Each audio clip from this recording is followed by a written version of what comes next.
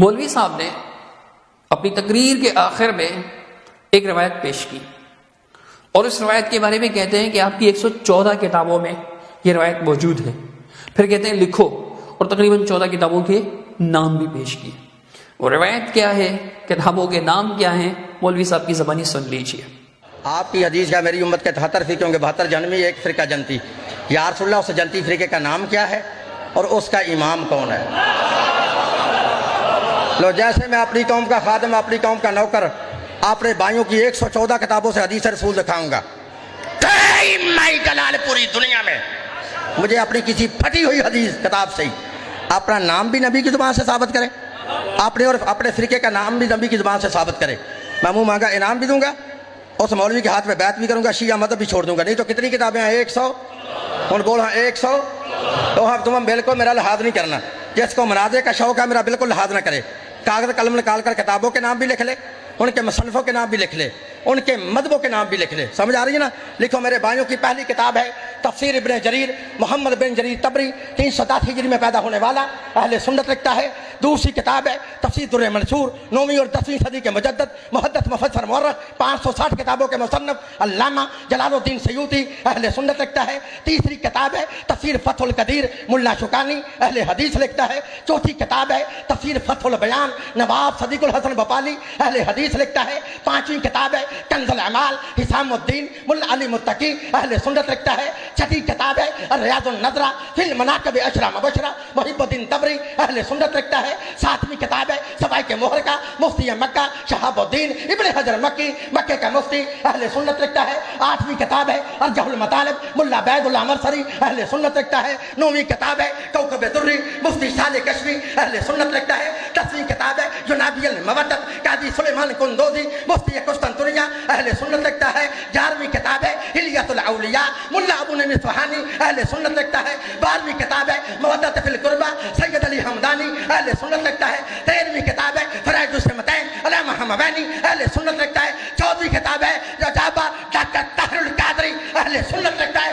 اگر تمہاری 114 کتابوں میں حدیث رسول نہ ہو، مجھے دنیا کی جس عدالت میں دل چاہے بلاؤ، بلا کے سرے عام پھانسی میں لٹکاؤ. لکھو راویوں کے نام: ان جابر بن عبداللہ، ان ابن عباس، ان ابی سعید خدری، ان ام سلمہ، ان ابی ذر غفاری، ان سلیمان الفارسی، ان مقداد بن اسود رضی اللہ عنہم. نحن كنا عند النبی فاقبل علی فقال النبی والذی نفسی بیدہ ان هذا وصیتہ هم الفائزون یوم القیامہ یا علی انت وصیتک فی الجنہ. اللہ کے نبی نے ارشاد فرمایا، حضرت جابر بن عبداللہ اور ابن عباس رضی اللہ تعالی عنہما دونوں صحابی رسول راوی ہیں، ہم اللہ کے نبی کے ارد گرد ایک دن اس طرح بیٹھے تھے جیسے شمع کے گرد پروانے ہوتے ہیں، جیسے چاند کے گرد ستارے ہوتے ہیں. فاقبل علی، حیدر کرا رہا ہے میرے مولا کا آنا تھا. اللہ کے نبی نے اپنے مقام کو چھوڑ کے کھڑے ہوئے جناب علی کو اپنے سینے سے لگایا. لگانے کے بعد قسم اٹھا کے فرمایا کہ مجھے قسم ہے اس ذات کی جس کے قبضہ قدرت میں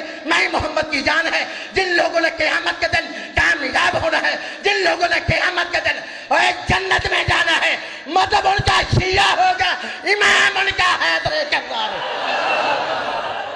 اب دیکھیں، ہم مولوی صاحب کو یہ بات بتائیں گے کہ کوئی روایت 114 کتابوں میں ہو یا 1,14 کتابوں میں ہو، اس سے کچھ فرق نہیں پڑتا جب تک کہ وہ سندن ثابت نہ ہو. آپ نے جو روایت پیش کی کہ اے علی آپ اور آپ کے شیعہ جنتی ہیں، یہ روایت سندن ثابت نہیں ہے. روایت سندن ثابت نہیں ہے.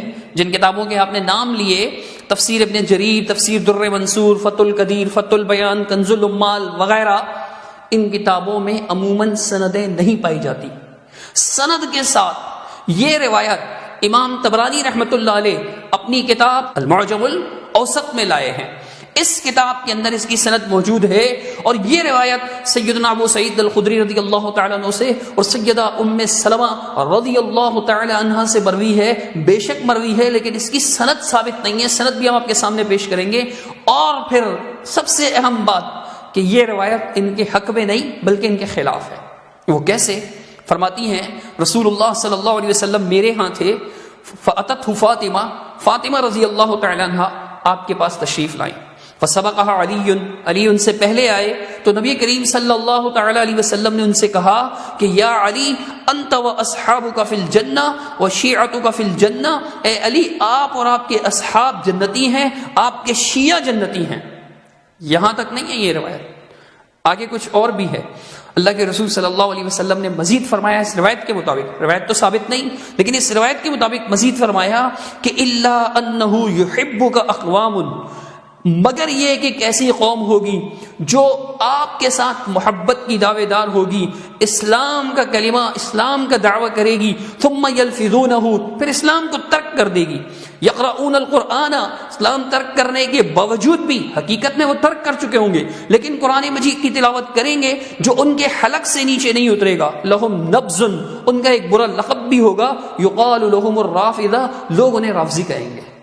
پوری روایت کیا ہے کہ آپ سے محبت کے دعوے دار ایک قوم ہوگی کہ جو آپ سے محبت کا دعویٰ تو کرے گی، اسلام میں داخل ہوگی لیکن پھر اسلام کو اپنی حرکتوں کی وجہ سے اسلام کو چھوڑ بیٹھے ہوں گے۔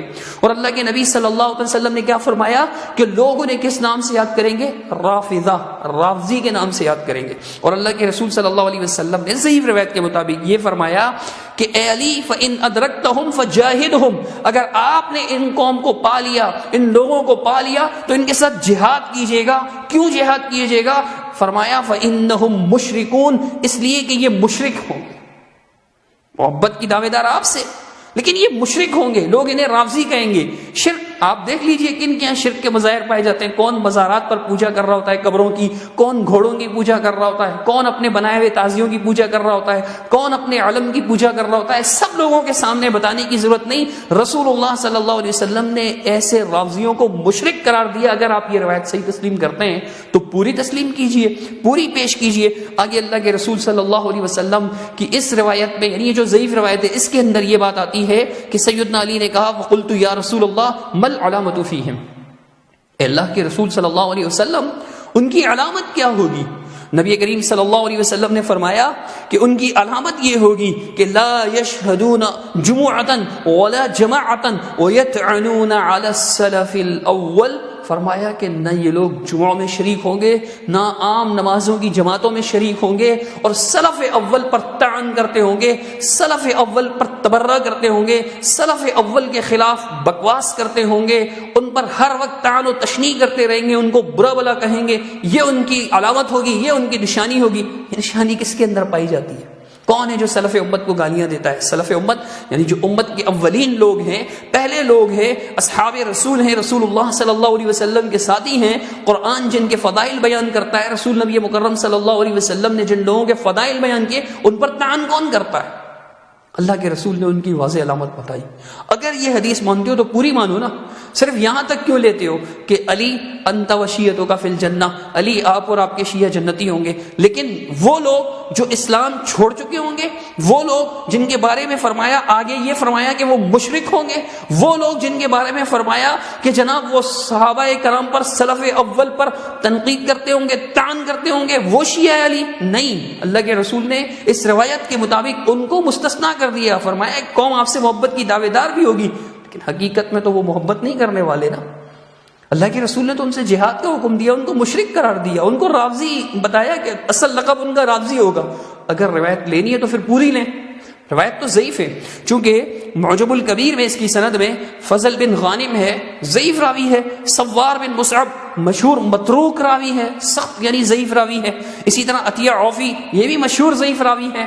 اور کتابوں کے اندر اگر عطیہ عوفی نہیں، فضل بن غانم نہیں تو سوار بن مصعب موجود ہیں۔ یہ روایت ضعیف ہے، صحیح سند سے ثابت نہیں، اور اگر اس کو ثابت مانتے ہیں تو یہ ان کے حق میں نہیں ہے بلکہ ان کے خلاف ہے۔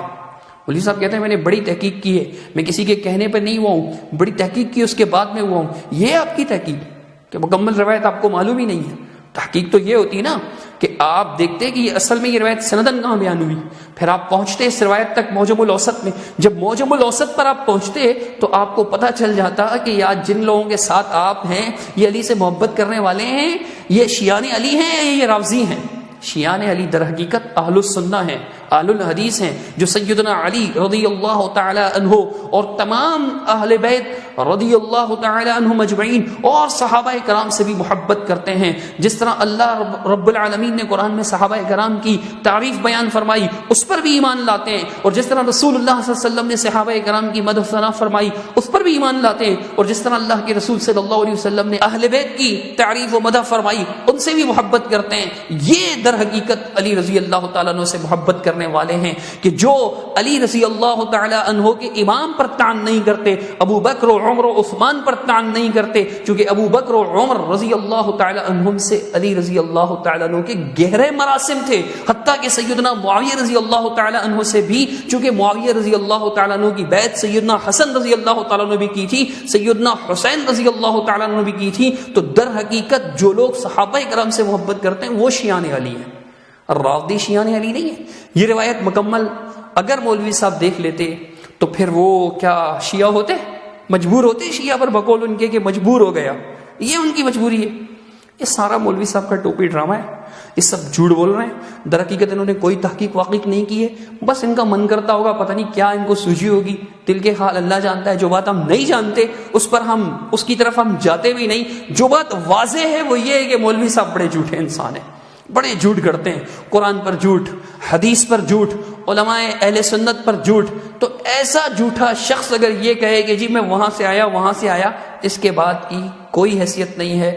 اللہ رب العالمین مسلمانوں کو ایسے گمراہ دائیوں سے بچائے رکھے, ان کے شر اور فتنے سے بچائے رکھے, ان کے جھوٹ فریب اور مکر سے بچائے رکھے. اقول قولی ھذا استغفر اللہ لی ولکم ولسائر المسلمین اجمعین برحمتک یا ارحم الراحمین.